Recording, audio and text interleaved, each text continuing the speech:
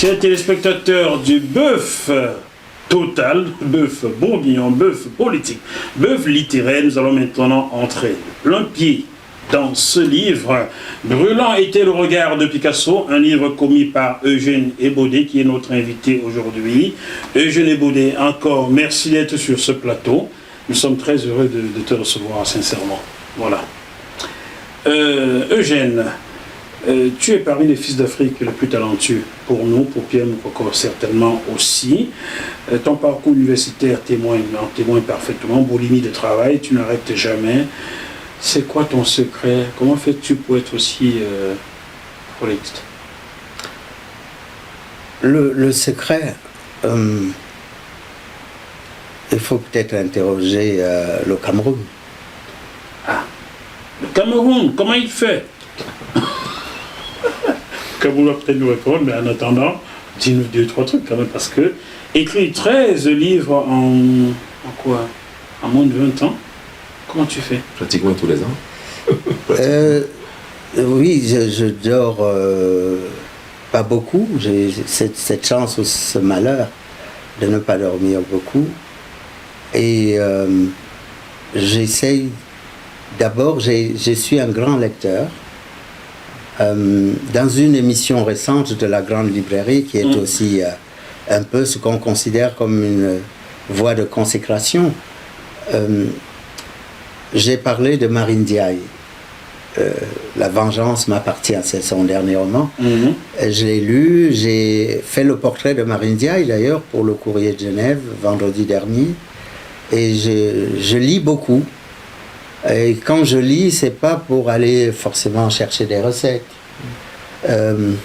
C'est parce qu'il faut aussi se mettre à la disposition, à la disponibilité de la lecture. C'est elle qui nous forme.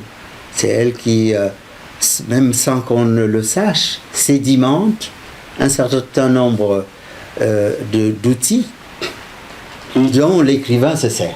Il a besoin d'outils pour piocher, il a besoin d'outils pour ensemencer, il a besoin d'outils pour récolter les fruits, il a besoin d'outils pour rendre une phrase limpide, compréhensible. Et ces outils-là ont aussi besoin de l'histoire de la littérature, où on va non seulement raccrocher l'idée du récit, de celui qui l'énonce. Et quand je dis celui qui l'énonce, celui qui raconte, ça paraît simple. Par exemple, dans La Rose dans le bus jaune, qui est l'histoire de Rosa Parks, une héroïne célèbre, j'avais écrit à la troisième personne, donc le narrateur est un peu distant. Et au moment de rendre mon texte à l'éditeur, je me suis dit, il y a quelque chose qui ne me satisfait pas. Mais quelle est cette chose? C'était le ton. Raconter à la troisième personne, elle était dans sa chambre, elle méditait sur les tragédies qui avaient secoué les Noirs depuis le premier bateau négrier. Mais si tu dis, je suis dans ma chambre et je pleure devant cette tragédie qui nous a rendus plus bas que terre. Ah, ça, c'est beaucoup plus touchant. Eh ben voilà. Et donc j'ai tout repris. Ah ouais. J'ai tout repris à la première personne. Et je parlais d'une femme. Donc, j'ai tout de suite d'abord été confronté en prenant la décision d'écrire à la première personne. Mais, tiens, c'est une femme. Alors, j'écris moi et je vais mettre je. Mais comment font les femmes, par exemple, quand elles sortent de leur chambre le matin pour aller devant le miroir de la salle de bain et se coiffer? Et donc, j'avais déjà cette première confrontation avec un univers que je connaissais peu. Et je me suis tourné vers mon épouse et je lui dis, tiens... On la salue, Madame Ebodé. Oui, comment tu fais le matin Toi aussi. Bon, Madame Ebodé, nous allons bien aller voir cela à mon pays. Hein. Comment on fait le matin quand vous vous réveillez? Bon. Toi aussi. Alors, vous voyez, du coup, je suis revenu, on revient plus modeste, on observe, on attend un peu la disponibilité pour regarder, observer et prendre ce qui va authentifier le récit. Et c'est cette authentification qui met une note de réalité, de vérité. Et dans ce livre, j'ai pas fait que ça. Et je me suis dit, ces Américains, ils doivent quand même nous reprocher quelque chose. De les avoir mis là, d'avoir participé, d'être absent. Et donc je me suis dit, je vais y mettre un personnage qui vient du Cameroun et qui est le fils d'un grand chef qui a été pendu par les Allemands. Donc j'ai mis le fils de Douala Mangabel. Alexandre. Non, j'ai mis le fils de Douala Mangabel comme étant l'ami de Martin Luther King, qui était, comme vous le savez, un soutien de Rosa Parks. Et donc, à côté de Martin Luther King, je croyais avoir inventé un personnage. Sauf que, quand j'ai rendu ma copie, le livre publié, avec un succès relatif, puisqu'il est paru après dans la collection Poche, et dans le Poche de Gallimard, c'est des livres qui ont très bien marché sur le plan commercial, sur le plan de la réputation, de la renommée, etc. Ce n'est qu'après que j'ai lu les mémoires de Martin Luther King. Et je me suis aperçu qu'il avait un ami africain, kényan, qui s'appelait Tom Mboya. Tom Mboya, en effet, je l'ai lu. J'ai encore les mémoires de Martin Luther King. Et donc, dans la version Poche, ce n'est que dans la version Poche, qui est souvent meilleure, contrairement à ce qu'on croit. Parce que, oui, dans la version Poche, Gallimard vous redonne le texte et vous dit, bon, si vous voulez modifier des choses, vous modifiez. Donc j'ai modifié, j'ai pas enlevé Douala Mangabel, mais j'ai ajouté Tom Mboya, que Martin Luther King accueillait, qui faisait des marches avec lui, avec tous les Civil Rights Movement, et qui était présent aux États-Unis. Et puis que King a inscrit dans les universités, financé les études. Wow, ça on ne savait pas. Mais aujourd'hui, on parle de ce livre qui me brûle dans la main, qui brûle ma main. Brûlant était le regard de Pablo Picasso, c'est Pablo Picasso. Alors, il se dit, il semblerait que l'écriture de ce dernier ouvrage est née de ta rencontre à Nice, au sud de la France, peut-être sur la promenade des Africains. La promenade des Africains. Peut-être qu'on va renommer. En France. La promenade des Anglais. Cela arriva peut-être un jour. Bon, peut-être c'était sur la promenade des Africains ou des Anglais que tu as rencontré le couple Mado et Marcel Petrache lors d'un salon de littérature. En réalité, le salon du livre était celui de Mouan-Sartou, mais c'est à côté de Nice. Et Mado passait quelques jours de vacances en famille à Nice, et elle a reçu des brochures. Enfin, la famille avait reçu des brochures, et en feuilletant, elle voit l'écrivain Eugène Ebodé est né au Cameroun. Donc elle-même, qui est une métisse d'un père suédois et d'une mère camerounaise, la simple mention du Cameroun, vous voyez, c'est un mot presque magique. La proximité sociologique. Oui, elle est venue en se disant, ben, c'est un compatriote. Et je vais aller le saluer. Donc elle est venue avec Marcel, avec son mari. Il y a 16 ans de cela, c'est pas une histoire... qui est encore vivant. Oui, Mado est vivante, mais son mari, elle s'est décédé. Oui, Marcel, un très grand personnage. Un dentiste. Un dentiste, amoureux des arts, et il a même fait de l'archéologie avec Françoise Claustre. Et c'est une petite allusion dans le livre sur Françoise Claustre, qui a été otage des Sénabrés, disons les choses. Tu me parles d'un temps que les moins de 40 ans ne peuvent pas comprendre. Et oui. Enfin, c'est l'une des premières otages qui a fait sensation dans le monde, parce qu'elle allait faire des recherches ethnologiques en Afrique, et elle a été capturée pour avoir des armes, etc., dans les conflits déjà au Tchad, vous voyez. Mais je n'ai pas insisté sur cette partie pour ne pas alourdir le récit. C'est Mado qui nous intéressait. Voilà. Et Mado vient donc me voir. Ce qui est fabuleux, c'est que j'ai été invité à Mouan-Sartou une seule fois. Pourtant, dans une carrière, vous avez relevé des titres qui auraient pu me valoir une seconde invitation, voire une troisième. Mais je ne lance pas ici un appel à Mouan-Sartou. C'est un très grand festival, mais bon, les choses sont comme elles sont. T'as pas vu que tu es trop brûlé par le soleil, là? Je ne sais pas. Toujours est-il que Mado arrive avec son mari Marcel, me trouve dans mon stand, elle a toujours eu le même sourire lumineux. Vous avez des êtres qui sont les êtres solaires. Les êtres solaires, c'est exact. Et elle me salue, son mari me salue, disent, on vient vous voir, je suis né au Cameroun et j'avais des brochures, j'ai vu que vous aussi, vous venez du Cameroun. Elle me salue avec son immense sourire, je la salue aussi. Et puis il y a une hôtesse qui me tire à côté, qui dit, Monsieur Ebodé, venez, on vous attend. Et je lui dis, Mado, encore une histoire... Des réglages. Je lui dis, je suis désolé. On dit que c'est l'Afrique qui a le temps. Mais vous voyez bien, c'est l'Occident qui a la montre. Il faut courir, suivre cette dame qui m'invite à aller à un rendez-vous. Et au rendez-vous, donc elle m'a emboîté le pas, suivi de son mari. Et ce qui était le rendez-vous de ce jour-là était quand même quelque chose de très intéressant. Pour ceux qui aiment les symboles.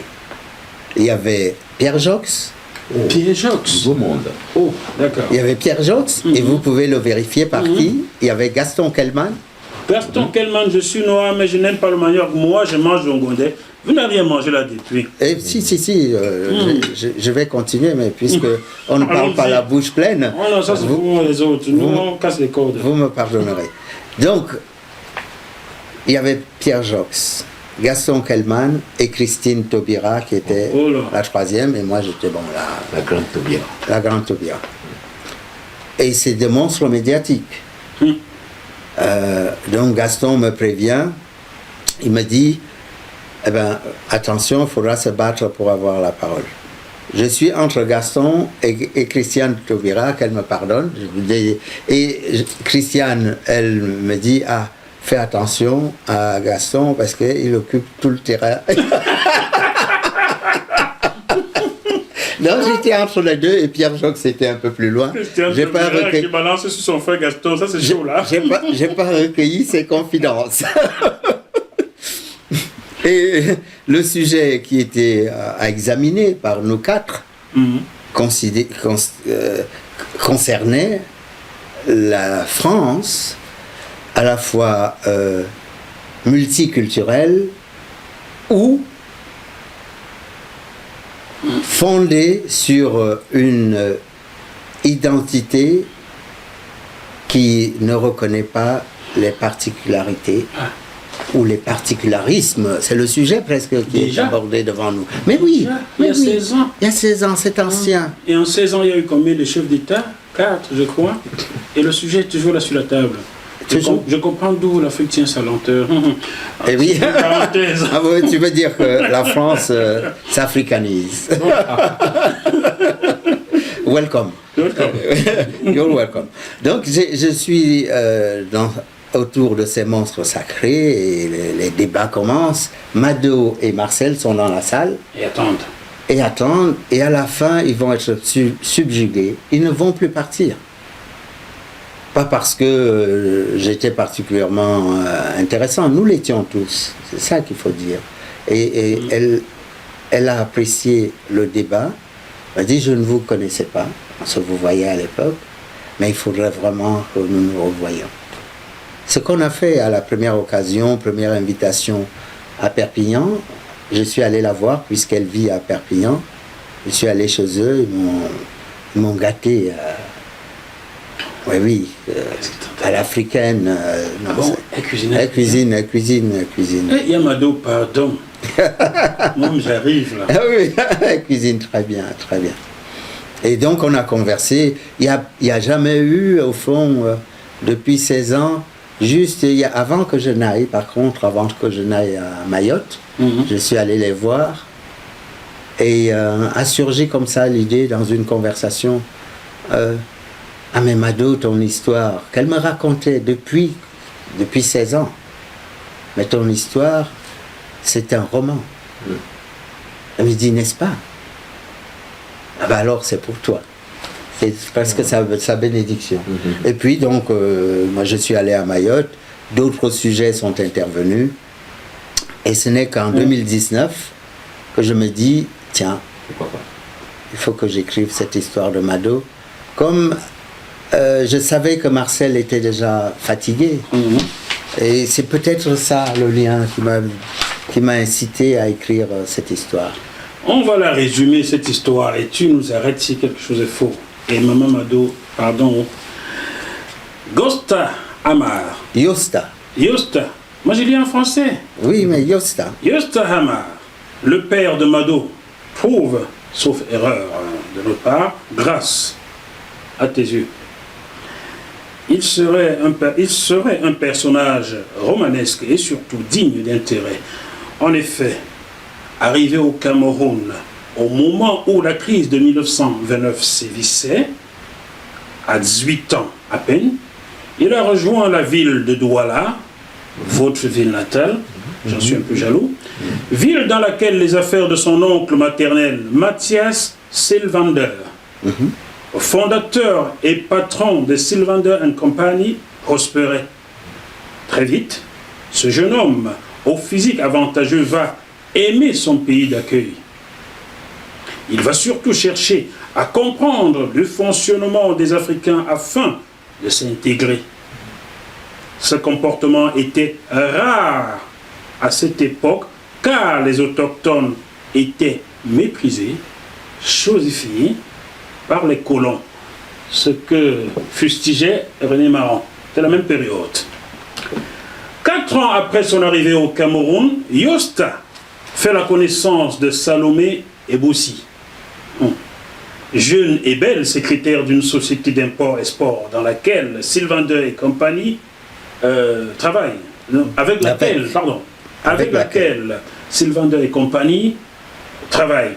De cette passion torride va naître Colinette.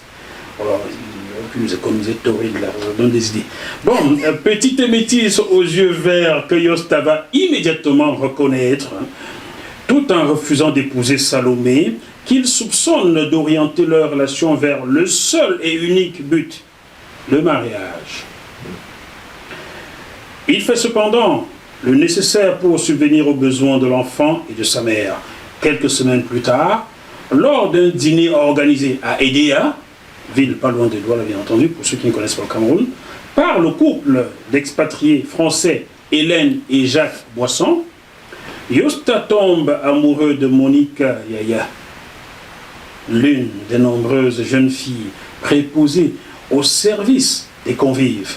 De cette nouvelle idylle va naître Mado, dont la venue au monde se fait 1 an presque jour pour jour après celle de Colinette. Ta grande sœur. Sa sœur aînée.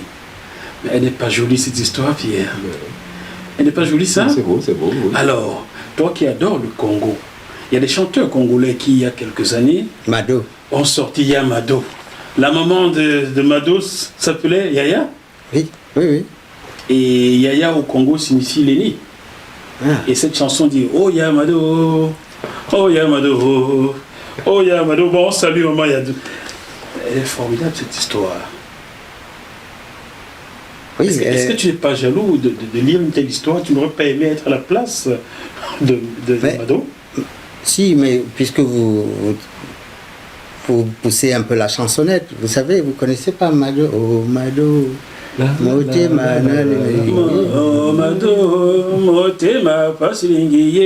ça c'est une très belle chanson aussi. C'est les Bantous de la capitale? Oui, de la capitale, oui. Toujours du Congo. Oui, donc le Congo nous a aussi bercé et nous a donné de belles mélodies.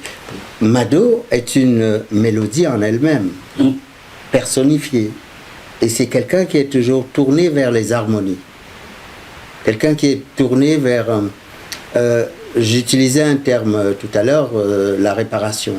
Parce que nos mondes sont parfois pénibles parce qu'ils cassent les harmonies et les équilibres. Et elle essaye toujours en permanence de les rétablir. Puis Mado, c'est une résilience absolument incroyable. Elle part de chez elle à 7 ans. Oui. De chez elle du Cameroun. Du Cameroun.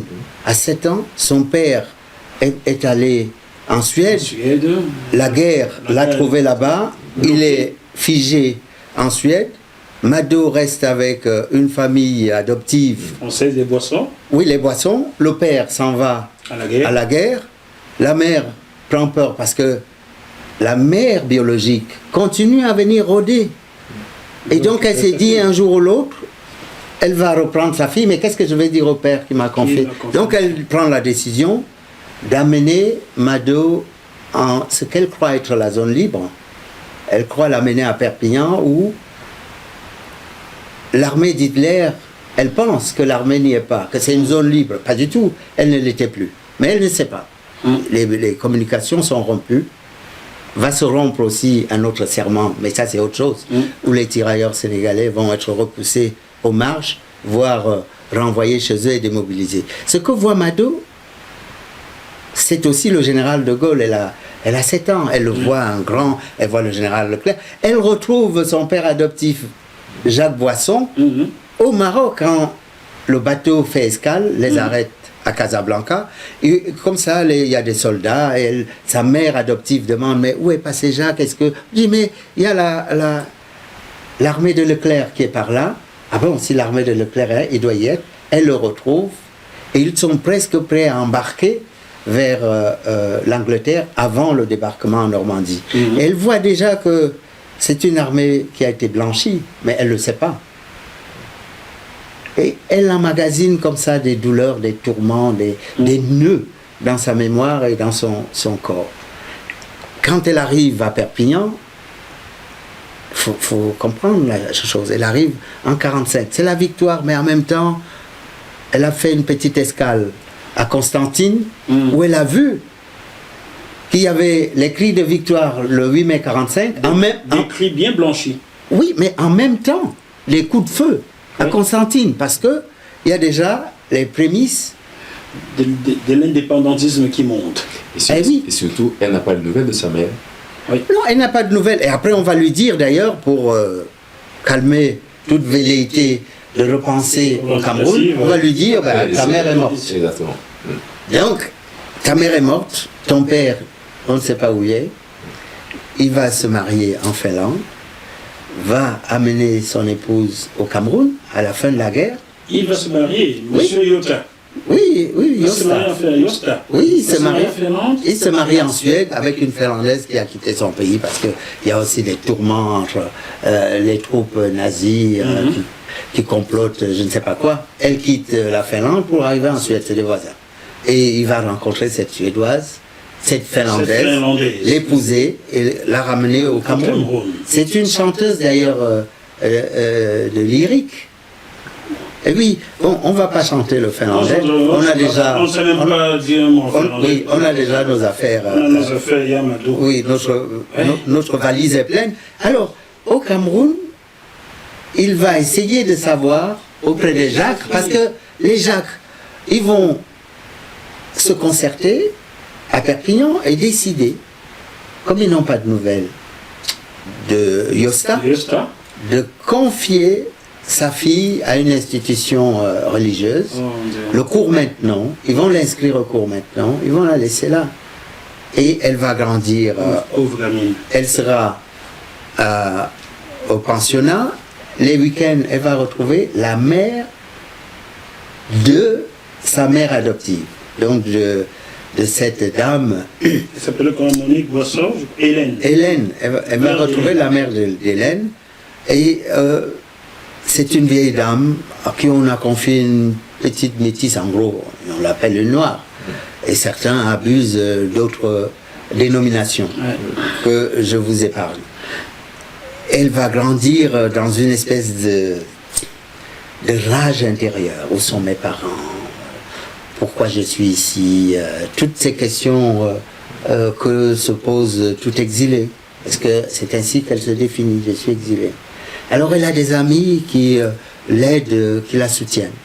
Et c'est grâce à ces amis-là, Marion, Laure Kovacs, qu'elle va reprendre des couleurs. Qu'elle va reprendre vie. Une fille de couleur qui reprend les couleurs. Et puis, elle va épouser donc le frère de Marion. D'accord.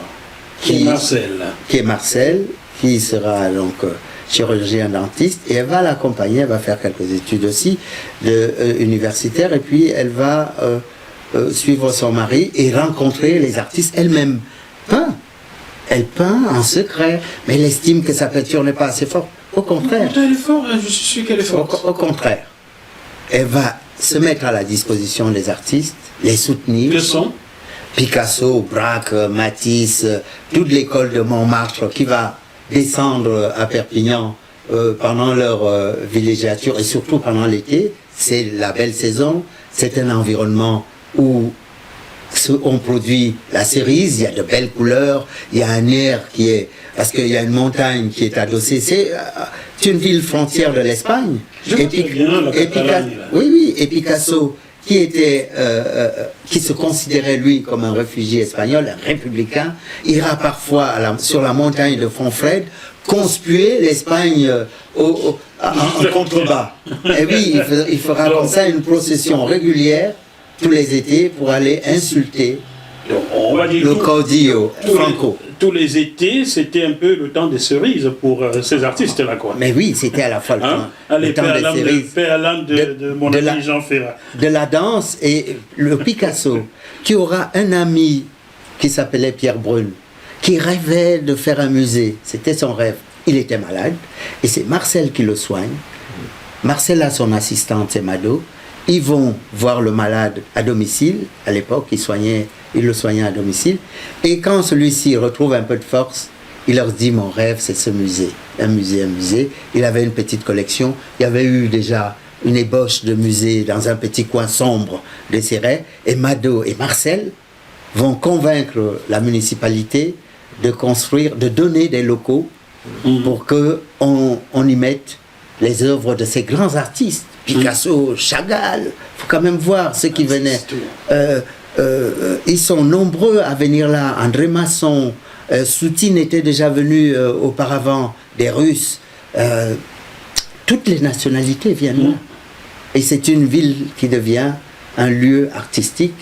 Et Mado va faire monter, Mado et Marcel vont faire en sorte qu'il y ait, surtout Mado, n'est-ce pas, vont faire de cette ville une place forte où l'art va colmater de nombreuses brèches.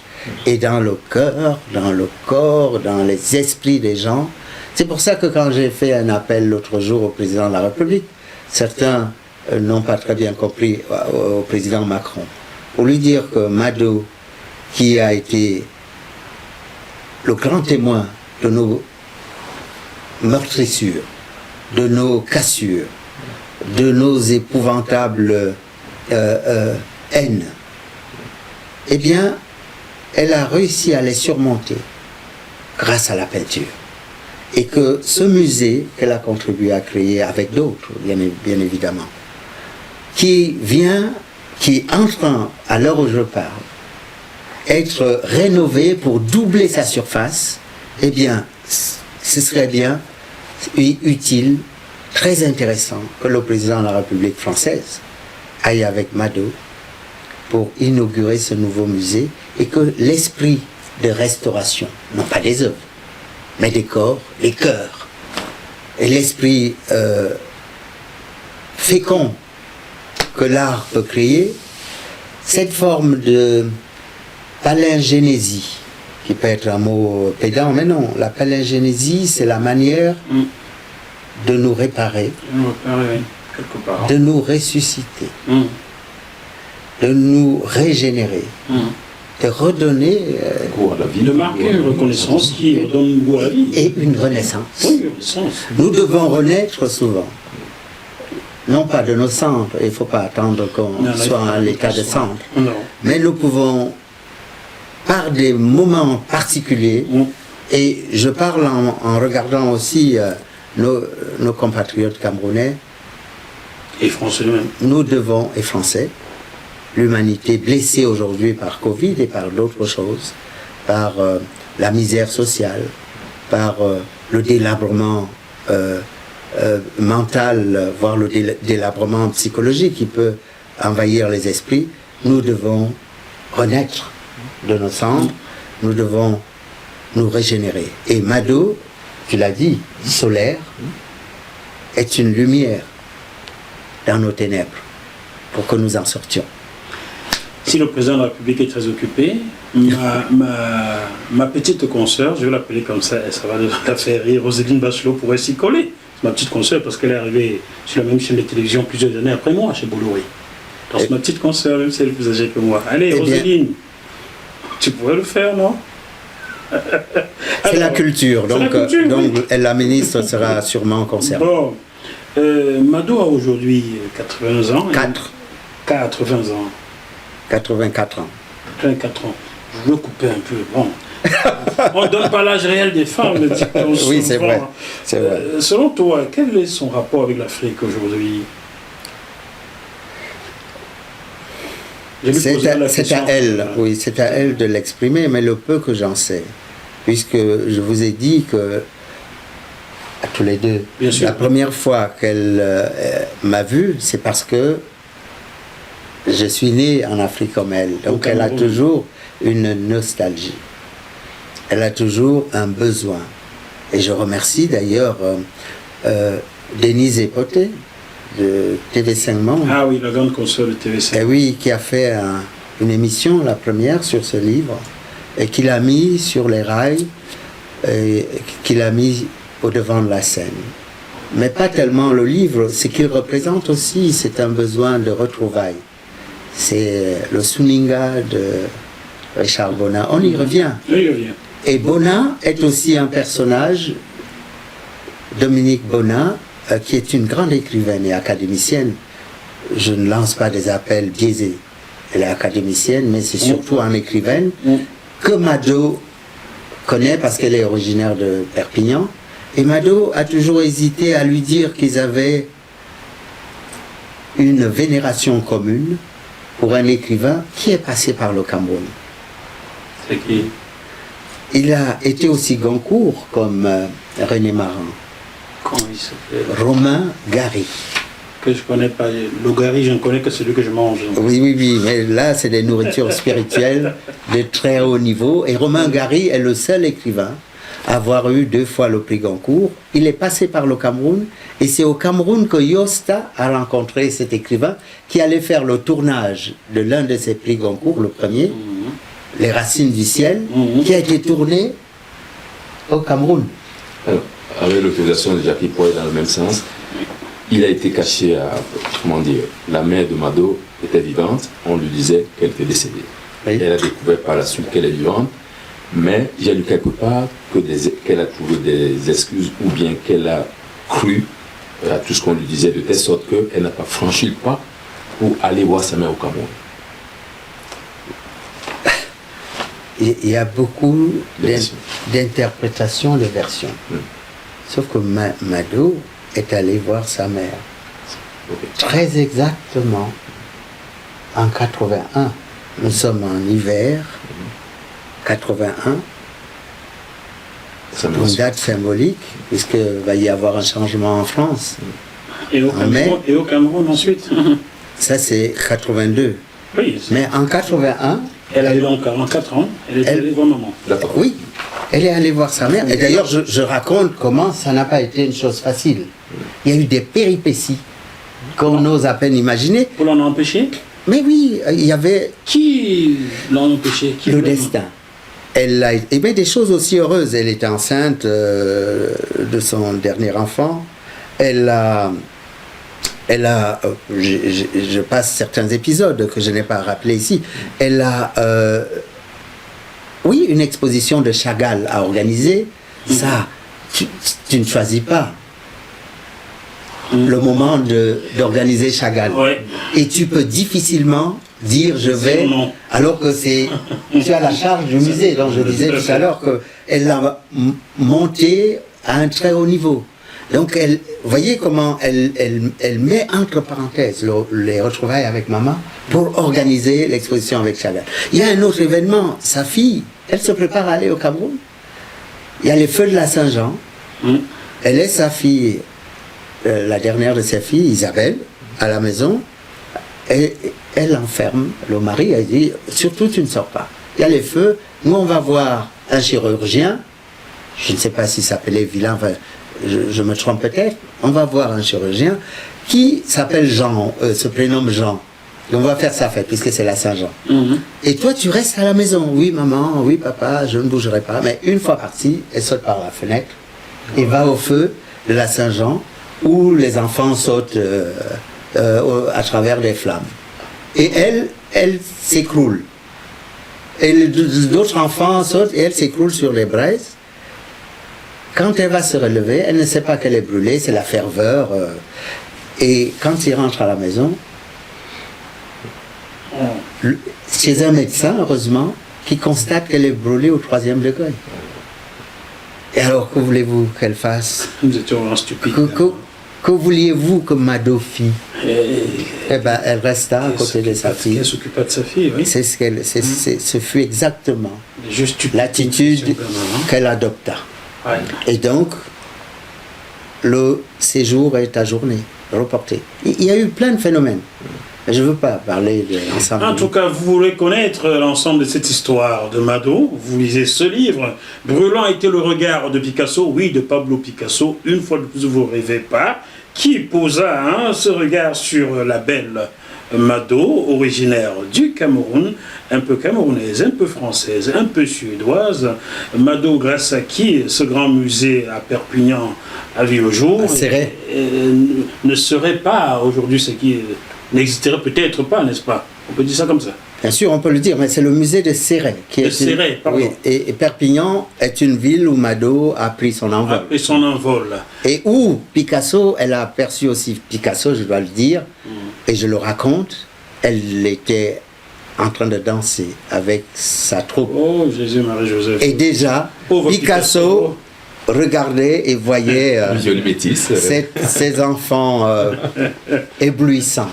Ouais. Et comme il appréciait l'esthétique, tout ce qui est beau, et il a vu cette jeunesse qui épanouit, eh ben, il a voulu aussi, d'une certaine manière, se rapprocher. Comme toutes les belles femmes d'Ouala, sa mère était Sawa, je crois.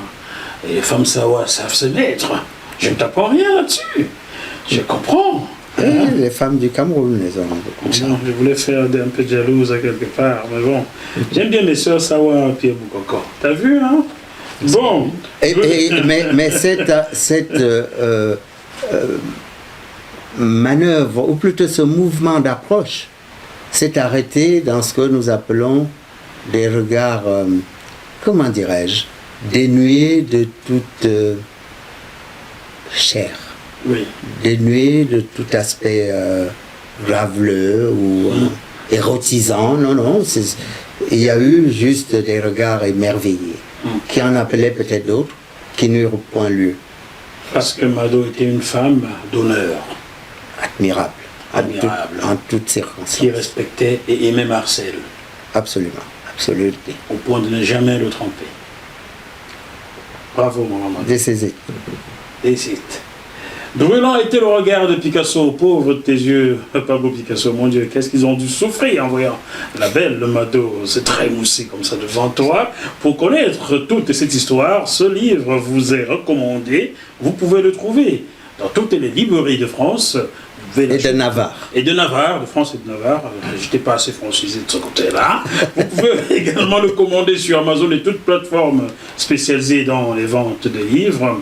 Je tiens à remercier votre éditeur qui vous fait confiance maintenant depuis... 20 ans. Non, 19 ans. Oui, c'est une année. Oui, j'anticipe. Officiellement, c'est depuis 2002. Donc vous, Gallimard, vous faites confiance à Eugène Eboulet depuis plusieurs années. Je vous en remercie. Et sachez que je ne serai pas à recevoir un autre de vos auteurs, parce que vous traitez bien Eugène Eboulet. Voilà, Pierre Moukoko, tu comprends ce que je veux dire. Chers téléspectateurs, on se retrouve dans la dernière partie de cette émission. Nous allons maintenant évoquer l'Afrique chère à Pierre Moukoko, à Eugénie Boudet et à moi-même. A tout de suite. Vous êtes sur JMTV+.